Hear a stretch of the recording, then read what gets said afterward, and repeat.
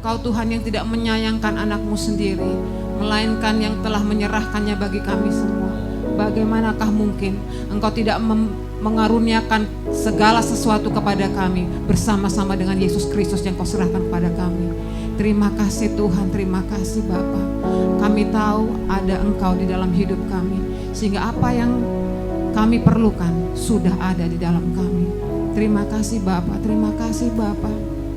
Hari ini kami mau mendengar firman-Mu. Kami minta Roh Kudus Engkau bekerja di dalam hati kami semua, di dalam ruangan ini, memberikan kami roh hikmat dan wahyu, agar kami yang memberitakan, kami yang mendengarkan, kami tahu apa maksud-Mu, kami tahu apa yang harus kami lakukan, apa yang kami pegang, apa yang harus kami pegang, apa yang harus kami mengerti, sehingga kami menjadi pemenang dalam segala hal. Kami berjalan dari kemenangan pada kemenangan setiap hari. Berfirmanlah Tuhan, kami siap mendengarkannya. Dalam nama Tuhan Yesus, haleluya, amin. Shalom saudara. Ada Fani yang sudah lama nggak ketemu, puji Tuhan hari ini bisa datang. Hari ini saya ingin membagikan sesuatu tentang berjalan dengan penuh keyakinan ya. Saudara, banyak sekali anak-anak Tuhan yang saya lihat berjalan dalam kebimbangan, dalam ketidakpastian, padahal orang Kristen sudah mengerti belum berarti sudah mendengar banyak firman Tuhan, tetapi berjalan dengan ketidakpastian, bimbang setiap hari, apakah Tuhan akan menolongku atau tidak ya. Tapi sebenarnya itu juga sudah ditulis di Alkitab. Kita akan baca 1 Yohanes pasal yang ketiga ayat 19 sampai ayat yang ke-24. Saya minta suamiku yang tercinta membacanya karena dia suaranya keras ya saudara. Ayat 19 sampai ayat yang ke-24. Keyakinan di hadapan Allah. Demikianlah kita ketahui bahwa kita berasal dari kebenaran. Demikian pula kita boleh menenangkan hati kita di hadapan Allah. Sebab jika kita dituduh olehnya, Allah adalah lebih besar daripada hati kita serta mengetahui segala sesuatu. Saudara-saudaraku yang kekasih, jikalau hati kita tidak menuduh kita, maka kita mempunyai keberanian percaya untuk mendekati Allah. Dan apa saja yang kita minta, kita memperolehnya daripadanya. Karena kita menuruti segala perintahnya dan berbuat apa yang berkenan kepadanya. Dan inilah perintahnya itu, supaya kita percaya akan nama Yesus Kristus anaknya, dan supaya kita saling mengasihi sesuai dengan perintah yang diberikan Kristus kepada kita. Barang siapa menuruti segala perintahnya, ia diam di dalam Allah dan Allah di dalam dia. Dan demikianlah kita ketahui bahwa Allah ada di dalam kita, yaitu Roh yang telah Ia karuniakan kepada kita. Puji Tuhan, terima kasih. Hari ini kita baca tentang keyakinan di hadapan Allah. Yang jadi masalah adalah banyak sekali orang Kristen tidak yakin di hadapan Allah. Mengapa itu terjadi? Kalau kita baca di ayat 21, saudara-saudaraku yang kasih, jikalau hati kita tidak menuduh kita, maka kita punya keberanian percaya untuk mendekati Allah. Jadi mendekati Allah, saudara perlu keberanian untuk percaya. Percaya apa? Percaya bahwa kita, di ayat 19, kita berasal dari kebenaran. Apa kebenaran itu sekarang yang harus kita percayai sehingga kita berani datang mendekati Allah? Ya, kalau tadi saya sudah kutip ya, Tuhan itu sudah menyerahkan, mengaruniakan anaknya sendiri, tidak menyayangkan anaknya sehingga dia memberikannya kepada kita. Berarti segala sesuatu yang kita minta itu sudah Tuhan berikan bersama-sama dengan anak yang diberikan kepada kita. Jadi sebenarnya semua sudah tersedia, apalagi enggak ada. Tapi yang menjadikan kita tidak bisa menerima apa yang sudah Tuhan sediakan itu biasanya ada tadi itu hati yang menuduh kita. Apa yang membuat hati kita tertuduh itu? Satu adalah bahwa seringkali kita enggak percaya bahwa Tuhan itu mengasihi kita. Orang yang enggak percaya bahwa Allah itu mengasihi kita itu berjalan dalam kebimbangan setiap hari ya. Ngasih enggak ya? Tuhan ngasih aku enggak ya? Tuhan begitu ya saudara ya. Kalau kita baca Yeremia 31 ayat 3, ayat yang sering saya pakai ini, tapi ini memang senang saya bacanya karena itu memberi janji kepada kita. Yeremia 31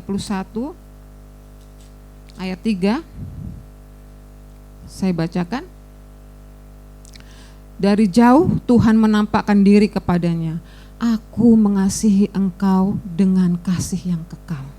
Sebab itu aku melanjutkan kasih setiaku kepadamu. Ini janji Tuhan. Aku mengasihi engkau dengan kasih yang kekal. Kekal itu apa saudara? Selama-lamanya, setiap waktu. Kalau kita ingat janji ini, gak perlu kita ragu lagi akan Tuhan. Tuhan bilang dia mengasihi aku dengan kasih yang kekal. Banyak orang bilang ada yang kekal di dunia ini. Tapi jelas ini ayat Alkitab mengatakan ada yang kekal. Apa yang kekal? Kasih Allah kepada kita, kekal. Sudah bisa pegang janji itu. Kasih yang kekal. Roma 5 ayat 8.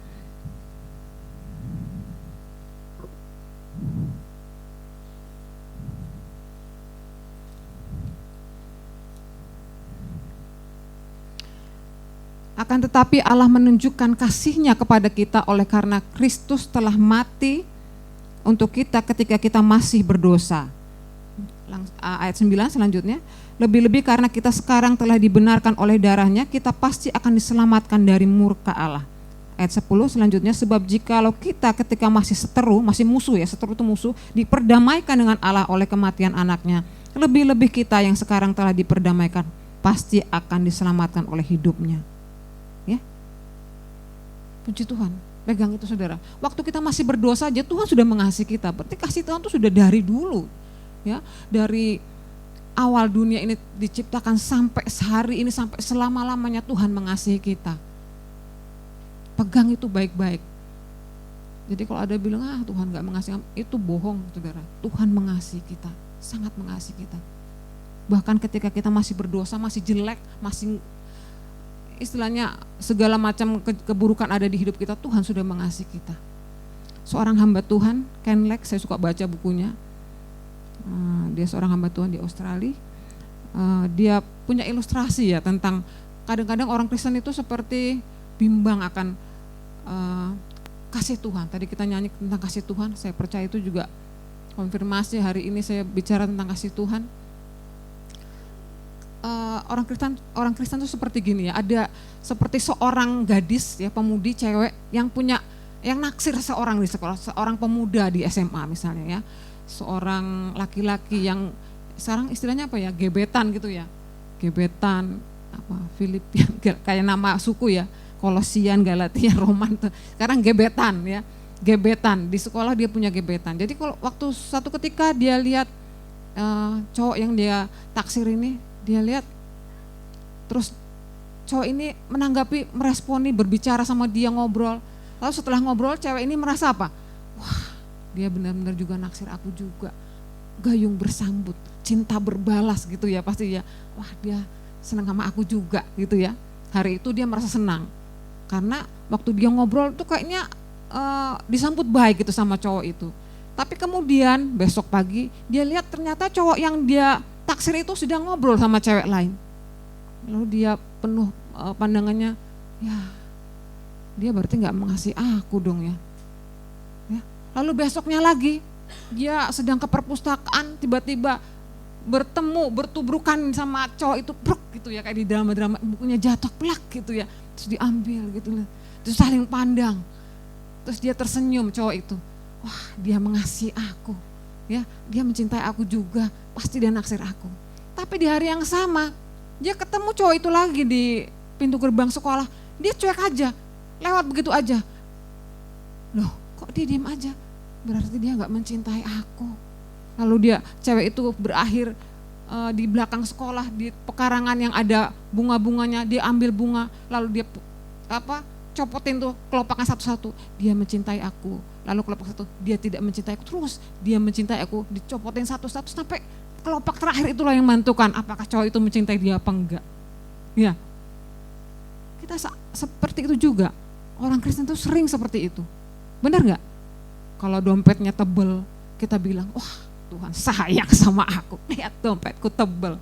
Besoknya, akhir bulan, habis, ya tinggal 2.000 perak. Tuhan gak mengasihi aku pasti banyak keperluan, kenapa tinggal 2.000? Ya. Lalu besoknya mungkin lagi kita sakit, Tuhan gak mengasihi aku.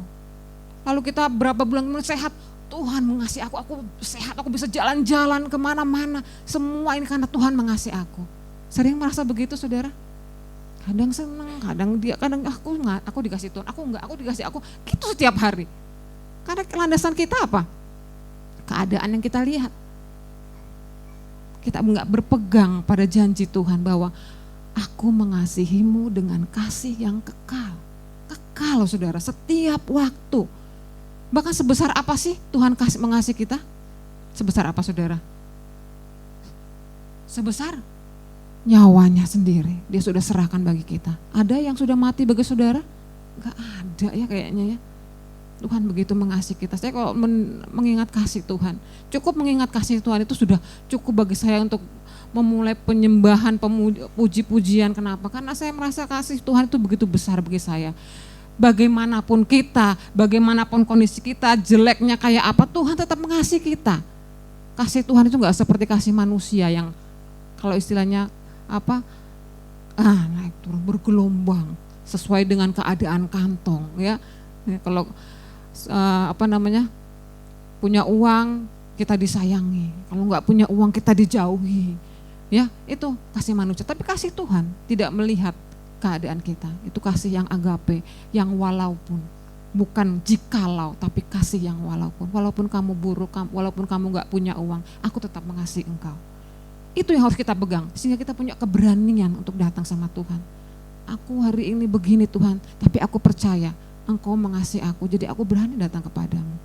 Bukan karena perbuatan kita. Dia mengasihi kita, bukan karena kita baik, tapi karena memang dia baik. Dia gak bisa mengingkari sifat ilahinya. Sifat dia itu apa? Kasih. Kalau kita baca 1 Korintus 13, kasih itu apa? Murah hati segala macam, itu kan Yesus sendiri. Itu tentang Yesus. Jadi kasih Tuhan bukan berdasarkan perbuatan kita. Bahkan kita diselamatkan bukan karena perbuatan kita. Makanya kalau saya penjelasan untuk baptisan, saya selalu tekankan keselamatan kita sebagai orang Kristen itu unik. Karena keselamatan kita didasarkan oleh perbuatan Yesus di kayu salib, bukan karena perbuatan kita. Karena dasarnya perbuatan Yesus di kayu salib, maka kita bisa pasti bahwa keselamatan kita tuh pasti. Bukan mudah-mudahan, tapi pasti. Kalau keselamatan kita berdasarkan perbuatan kita, hari ini kita bisa baik, belum tentu kita besok baik. Ya kan? Keselamatan kita bergantung kepada Tuhan. Satu itu. Kita harus percaya bahwa Allah mengasihi kita. Yang kedua, kita harus percaya bahwa dosa kita telah diampuni. Karena kasihnya kepada kita, dia menyerahkan anaknya itu supaya menjadi penebus bagi dosa-dosa kita. Saudara percaya segala dosa saudara diampuni? Kita baca ayatnya ya. Kita baca di dalam Kisah 13 ayat 29 dulu, ada 3 ayat yang saya bacakan. Kemarin saya tulis ayat banyak sekali. Masih loh kok banyak banget, nanti ada yang protes ini. Lalu saya mulai coret-coret yang yang kira-kira double-double ya. Kisah 13 ayat 29.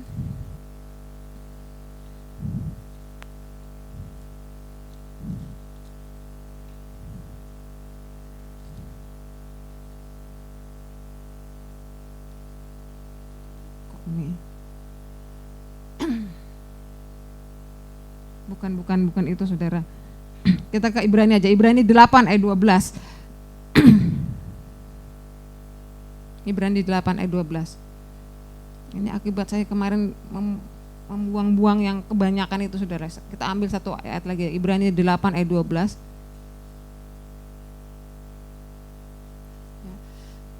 Sebab aku akan menaruh belas kasihan terhadap kesalahan mereka dan tidak lagi mengingat dosa-dosa mereka. Jadi satu, dosa kita tuh enggak diingat lagi. Tidak diingat lagi. Berarti Tuhan udah lupain semuanya. Sudah Tuhan lupakan semuanya. Ya saudara ya, sudah Tuhan lupakan semuanya. Lupa berarti apa? Enggak ingat. Ya, udah enggak ingat lagi. Kalau saya kan kalau marah sama suami gitu ya, saudara mungkin juga kalau marah sama pasangan saudara di rumah, kamu nih kok selalu begini gitu ya. Sama saya ketawa, selalu begini. Itu berarti apa? Dosa kesalahan dia tuh sudah saya ampuni, tapi saya masih ingat. Ya enggak? Suka gitu enggak? Kamu selalu begini. Tuhan tapi enggak pernah gitu saudara.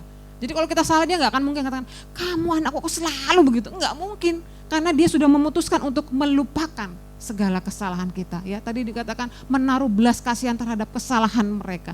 Belas kasihannya terhadap kesalahan mereka loh, saudara. Kesalahan kita dan tidak lagi mengingat dosa-dosa mereka.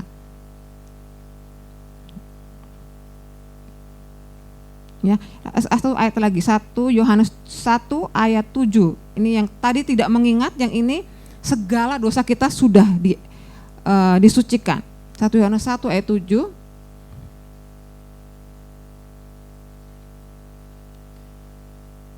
Tetapi jika kita hidup di dalam terang sama seperti Dia ada di dalam terang, maka kita beroleh persekutuan seorang dengan yang lain, dan darah Yesus anaknya itu menyucikan kita daripada apa, saudara?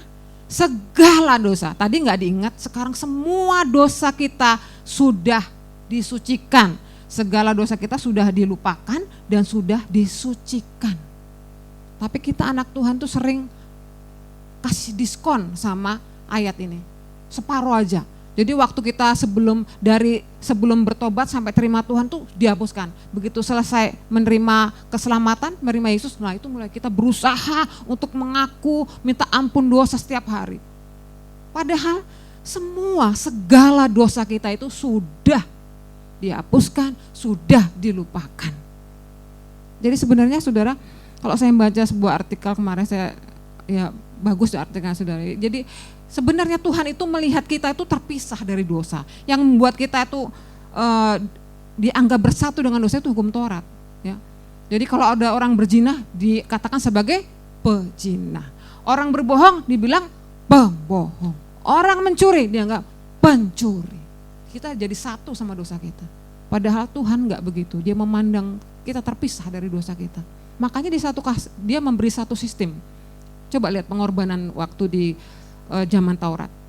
Orang yang berdosa, orang yang bersalah itu mau kasih korban keselamatan, korban penebus salah kalau nggak salah itu ya, dia bawa domba lalu meletakkan tangannya di atas kepala domba itu, sehingga dengan demikian kesalahannya itu ditransfer. Jadi bukan duit aja yang bisa ditransfer, saudara. Dosa bisa ditransfer ke domba itu. Tuhan menyediakan sebuah sistem supaya saudara melihat, oh dosaku itu bisa dipindahkan, bisa dialihkan ke sesuatu, ya. Tapi pengorbanan di zaman Taurat itu nggak sempurna, karena setiap orang salah, korban lagi korban. Jadi begitu orang mengorbankan persembahan, dia makin ingat sama dosanya, karena korbannya itu nggak sempurna, nggak bisa menyucikan sepenuhnya. Lalu Tuhan menyiapkan satu tubuh sempurna, yang dengan tubuh itu dosa-dosa saudara semuanya, segala waktu, segala jenis masuk ke dalam tubuh yang sempurna itu. Dan saudara nggak perlu lagi mengorbankan persembahan. Tubuh siapa, saudara? Tubuh Yesus. Saya tadi minta tolong putarkan satu animasi singkat dari Joseph Prince. Ini kalau saudara sulit membayangkannya, ini di sini ada cerita tentang bagaimana dulu orang mempersembahkan korban dengan meletakkan tangan di atas kepala domba itu sehingga transfer. Dan itu melambangkan Yesus. Kita mentransfer dosa kita kepada Yesus, dan Tuhan mentransfer kebenaran ke dalam kita. Kita akan lihat sedikit ya. Cuma 1 menit sedikit.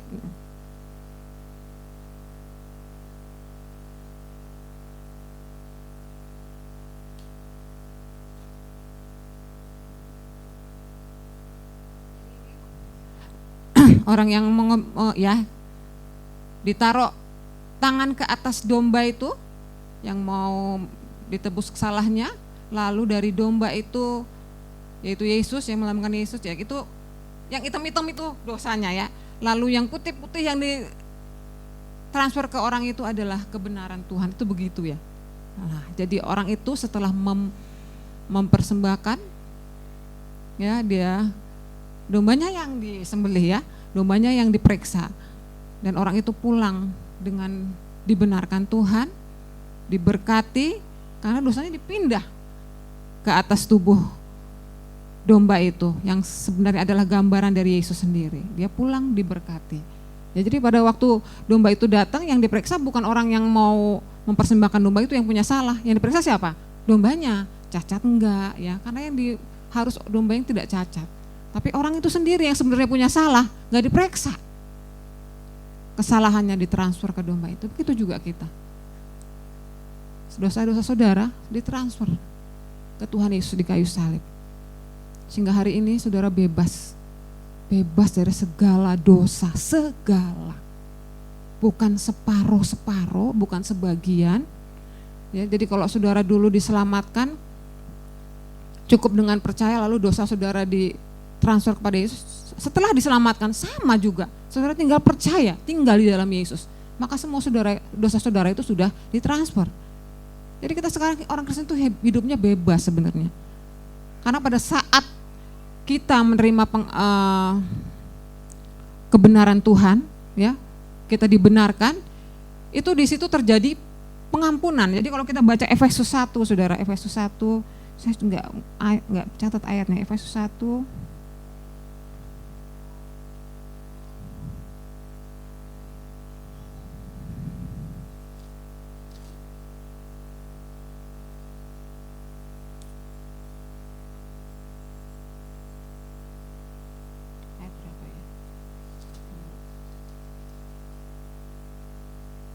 Ayat 7. Sebab di dalam Dia dan oleh darahnya kita beroleh penebusan, yaitu pengampunan dosa menurut kekayaan kasih karunia-Nya. Jadi pada saat kita dosa-dosa kita ditebus tadi dengan darah anak domba itu Yesus sendiri, kita menerima apa saudara? Pengampunan. Di situ kita menerima pengampunan. Semua dosa kita sudah diampuni. Ya, semua loh saudara. Dosa yang sekarang, dosa yang masa lalu, dosa sekarang, dosa yang akan datang. Kalau segala dosa kita sudah diampuni, saya tanya saudara, perlu nggak kita mengaku dosa? Perlu nggak kita mengaku dosa? Ya? Logikanya perlu nggak? Nggak perlu sebenarnya kan? Nggak perlu mengaku dosa. Kalau Tuhan bilang, Tuhan aku gini, aku yang kemarin itu dosa, yang mana ya? Kayak Tuhan begitu kan ya? Kecuali kita ya, manusia selalu begitu. Ya tadi seperti saya bilang, Pak, aku minta maaf, begitu lagi, kan gitu kalau kita jawab orang yang minta ampun sama kita. Tapi kalau Tuhan enggak, kalau kita ngaku, yang mana ya? Ya Tuhan begitu, karena dia bilang, Dia sudah memutuskan untuk melupakan dosa-dosa kita semuanya. Betapa bebasnya kita jadi anak Tuhan. Tapi saya sendiri, saya enggak, soalnya memang jadi perdebatan ya. Ada yang bilang harus mengaku, ada yang enggak usah mengaku dosa. Tapi sebenarnya saudara, ya, kita secara logika kita nggak perlu mengaku dosa. Tapi kalau saudara merasa tertuduh, tadi kita baca tentang hati yang tertuduh. Kalau saudara merasa tertuduh, saudara boleh mengaku dosa. Sebenarnya yang dipakai itu ayat 1 Yohanes 1 ayat 9, kita buka itu. 1 Yohanes 1 ayat 9.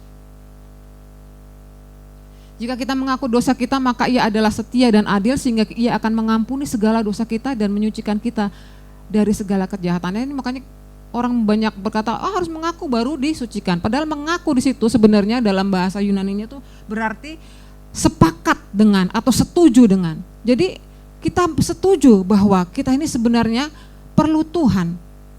Sehingga dosa-dosa kita tuh diampuni. Sepakat bahwa dosa-dosa kita sudah diampuni sama Tuhan. Sepakat. Jadi kalau saya merasa satu ketika merasa bersalah, berdosa, ya saya sebenarnya nggak pernah ngaku, udah jarang banget ngaku dosa. Tapi sering kali dosa itu seperti ada yang menuduh gitu, ada yang menuduh di hati kamu begini. Maka saat itu saya perlu mengaku dosa. Saya bilang, Tuhan, aku sepakat bahwa Engkau benar. Aku tadi salah. Dan aku percaya dosaku sudah diampuni. Jadi saudara tinggal mengaku itu sepakat bahwa dosa saudara sudah diampuni. Maka hati-hati yang tertuduh itu, tuduhan-tuduhan itu hilang begitu saudara mengakui. Tapi kalau saya bilang harus, enggak harus. Kalau dosa saudara harus diakui, baru saudara diselamatkan, itu bahaya banget saudara. Kita ini pelupa ya saudara. Kalau misalnya kita harus mengakui semua dosa kita baru kita diampuni, itu dosa kita yang miss itu berapa banyak kita lupa saudara. Itu bagaimana? Apakah kita nggak diselamatkan gara-gara dosa kita yang lupa kita akui? Enggak kan saudara? Keputusan Tuhan itu mengampuni dan melupakan. Jadi kalau saudara datang dengan tuduhan di hati, datang dengan pengakuan bahwa dosa saudara sudah diampuni dan saudara tinggal kembali kepada track yang benar. Kita anak Tuhan, tinggal kembali. Bukan lagi harus merasa, aduh Tuhan, aku harus menangis, berpuasa supaya dosaku diampuni. Kita mengaku bukan supaya kita diampuni, kita mengaku karena kita sudah diampuni. Ya saudara, lain ya saudara. Jadi begitu kita tadi sudah diampuni Tuhan, maka tubuh dosa kita ini dipotong sama Tuhan. Kebiasaan manusia lama kita dipotong. Kita baca ayatnya, Kolose 2 ayat 11. Jadi kalau saudara bilang, lalu kenapa kita masih berdosa ya? Masih suka berdosa.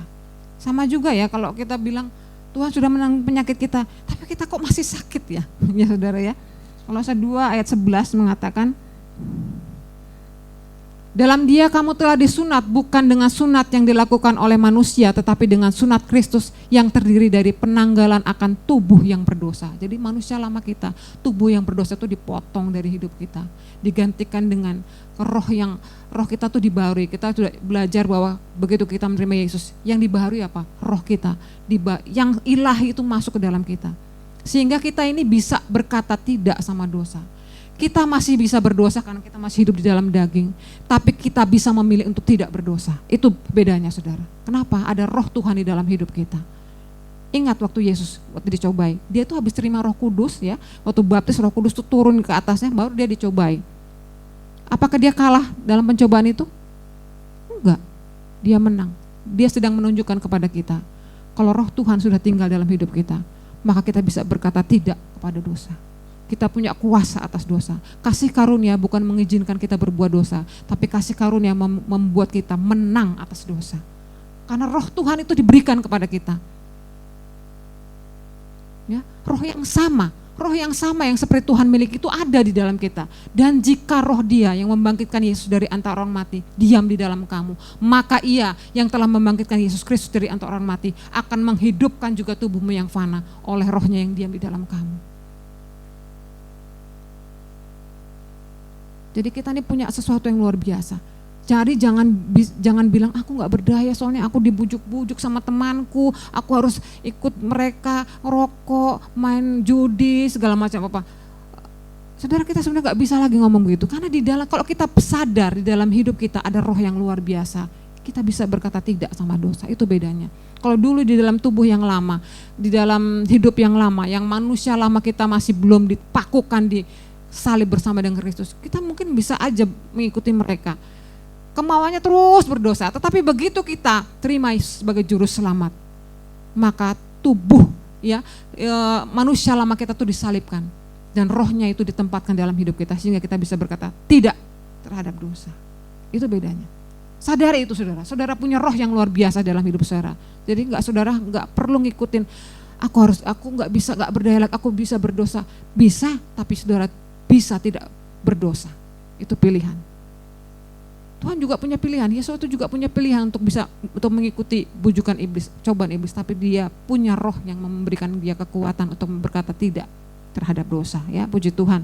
Jadi tubuh dosa kita sudah dipotong, manusia lama kita dipakukan di salib sehingga kita berkuasa atas dosa. Jadi hidup kita ini sekarang disebut, orang Kristen itu disebut orang kudus. Bukan orang Malang, orang kudus, sama-sama nama kota ya. Kalau kita baca di seluruh perjanjian baru disebut orang kudus. Tapi aku masih berdosa, tapi kamu orang kudus. Jadi kita tinggal berlaku seperti orang kudus. Kamu orang benar, tapi aku suka salah, berlakulah seperti orang benar. Kita itu tidak berusaha jadi orang kudus. Kita orang kudus yang berlaku seperti orang kudus. Enggak berusaha menjadi orang kudus, sudah kudus saudara. Saudara baca di Alkitab, saya enggak akan bacakan banyak sekali. Orang kudus, kamu ini orang kudus. Kita enggak berusaha untuk menjadi kudus. Kita sudah kudus, tapi kita berlaku seperti orang kudus. Itu bedanya saudara. Kita enggak berusaha mengejar-kejar suatu posisi yang baik, yang kudus, karena itu sudah ditempatkan Tuhan dalam hidup kita. Ya? Jadi kalau kita punya kesadaran penuh bahwa dosa-dosa kita itu semua sudah diampuni, sudah dilupakan, saudara bisa datang ke Tuhan itu dengan satu keberanian. Aku anak Tuhan yang dikasihi, dicintai, dan diberkati. Jadi apapun yang aku perlukan hari ini, Tuhan pasti menyediakannya. Dosaku, Tuhan bilang apa? Sudah lupa tuh, ya, aku sudah melupakannya. segala dosa kita sudah Tuhan lupakan. Saudara percaya itu? Jadi saudara sekarang mulai yakin Tuhan ada di pihak kita. Dosaku sudah diampuni, dilupakan Tuhan. Sudah Tuhan putuskan untuk aku mau melupakan dosa-dosamu. Sehingga saudara juga, saya bilang tadi, tidak harus mengakui. Karena dosa saudara sudah ditanggung Tuhan semua di kayu salib. Dosa sekarang, dosa masa lalu sekarang, bahkan dosa yang akan datang, yang saudara belum produksi, Tuhan sudah ampuni. Karena Tuhan itu mati satu kali di kayu salib. Dia gak akan mati lagi, kesalib lagi untuk dosa saudara tahun 2020, dosa saudara tahun 2021. Enggak, satu kali untuk sepanjang masa. Dosa saudara sudah diampuni. Saudara bebas sekarang, merdeka. Dan kalau kita tinggal dalam firman Tuhan, tahu kebenaran, kamu adalah muridku. Dan kamu akan mengetahui kebenaran. Dan kebenaran itu yang memerdekakan kamu. Jadi kita gak datang sama Tuhan dengan, aku berdosa, aku gak layak. Siapa bilang Tuhan yang melayakkan kamu? Memang kita gak layak. Tapi Tuhan yang melayakkan kita. Kita semua orang yang gak layak. Saya juga orang yang gak layak. Hidup saya itu penuh dengan kasih karunia Tuhan. Sesuatu yang sebenarnya gak layak saya dapatkan, Tuhan berikan kepada hidup saya. Ya kalau mengingat kesalahan saya, kebodohan saya, ya saya gak layak lah minta apa-apa sama Tuhan. Tapi saya tahu, saya datang ke Tuhan itu dengan sebuah jaminan atas perbuatan Tuhan di kayu salib. Dasarnya bukan perbuatan saya, tapi perbuatan Tuhan. Jadi saya dengan berani, Tuhan aku minta ini, aku perlu ini Tuhan. Maka Tuhan akan memberikan apa yang kita minta. Kalau hati saudara tidak tertuduh, saudara percaya bahwa Tuhan mengasihi saudara dan Tuhan sudah mengampuni dosa saudara. Kalau kita kembali ke 1 Yohanes 3 tadi saudara, 1 Yohanes 3 ayat 21 tadi, saudara-saudaraku yang kekasih, jikalau hati kita tidak menuduh kita, maka kita mempunyai keberanian percaya untuk mendekati Allah. Dan apa saja yang kita minta, kita memperolehnya daripadanya, karena kita menuruti segala perintahnya dan berbuat apa saja yang berkenan kepadanya. Apa sih segala perintahnya itu? Lalu ayat berikutnya ayat 23, dan inilah perintahnya itu, supaya kita percaya akan nama Yesus Kristus anaknya, dan supaya kita saling mengasihi sesuai dengan perintah yang diberikan Kristus kepada kita. Barang siapa menuruti segala perintahnya, ia diam di dalam Allah dan Allah di dalam dia. Dan demikianlah kita ketahui bahwa Allah ada di dalam kita, yaitu roh yang telah Ia karuniakan kepada kita. Puji Tuhan. Saya suka baca Ibrani 4. Saudara bisa terus baca itu juga di Ibrani 4. Saudara sudah ditebus dengan darahnya, dosa-dosa saudara ditanggung semuanya. Saudara pikir jangan separuh-separuh, semuanya. Bahkan dosa saudara yang belum saudara produksi sudah ditanggung Tuhan. Sehingga hari ini kita bisa baca Ibrani 4 ayat 16. Sebab itu marilah kita dengan penuh keberanian menghampiri tahta kasih karunia, supaya kita menerima rahmat dan menemukan kasih karunia untuk mendapat pertolongan kita pada waktunya. Saudara percaya? Gak ada lagi yang memberatkan hidup saudara sekarang. Saya ingin kita semua merdeka. Gak dirongrong rasa bersalah, rasa gak layak, gak ada lagi, semua itu buang jauh-jauh saudara. Karena saudara semua sudah diampuni. Segala dosa saudara sudah Tuhan putuskan untuk melupakannya. Lupa Tuhan. Jadi kalau saudara ngaku-ngaku Tuhan begini, yang mana ya? Tuhan pasti gitu. Tuhan itu bukan manusia yang mengingkari janjinya. Dia Tuhan yang menepati janjinya. Dia katakan aku melupakan, dia lupa. Bukan dia ingat lagi. Jadi kalau kita suka baca TGIF itu orang-orang kantoran suka pakai TGIF kalau hari Jumat ya, karena besoknya libur. Thanks God it's Friday. Tapi kita anak Tuhan, TGIF berarti thanks God I am forgiven. Kita sudah diampuni. Dan itu membebaskan kita semua. Sudah bisa jalan dengan kepala tegak, ya. Enggak, aku banyak dosa, enggak. Saudara sudah diampuni, saudara dikasih, apa lagi? Enggak ada lagi yang bisa memberatkan saudara untuk datang ke hadirat Tuhan. Kalau saudara sadar identitas saudara dalam Tuhan, oh aku orang yang dikasihi, aku diampuni, maka saudara bisa berjalan dalam keyakinan. Dan kalau saudara yakin, berarti semua doa saudara itu terjawab. Karena doa itu masalah kita itu kita doakan kepada Tuhan, jalan satu-satunya menerima jawaban itu apa? Iman. Kalau saudara nggak percaya Tuhan mengasihi saudara, saudara nggak percaya Tuhan sudah menebus, sudah mengampuni dosa saudara, nggak mungkin saudara percaya janji Tuhan itu digenapi dalam hidup saudara. Tapi kalau hari ini saya beritakan bahwa saudara sudah diampuni, saudara dikasih, saudara bisa yakin, aku pasti menerima. Karena Tuhan itu masuk ke dalam hidup kita itu membawa semua yang Dia miliki masuk ke dalam hidup kita.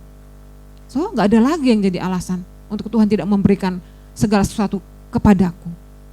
Ya, saudara juga bisa mulai melayani. Ini saya ceritakan saudara dulu waktu saya belum mengenal kasih karunia Tuhan. Saya juga kalau mau berdoa sama orang itu ya, ini makanya kalau orang mengajari kita harus mengaku dosa. Mau doain orang, tadi hati saya menuduh, tadi kan kamu marah-marah. Kok sekarang mau doain orang, gimana? Yang bisa tuh terjadi. Nah, mulai dituduh begitu. Tapi begitu saya mengenal kasih karunia, saya tahu nggak mengaku pun Tuhan sudah mengampuni dosa saya. Saya terus bisa melayani Tuhan.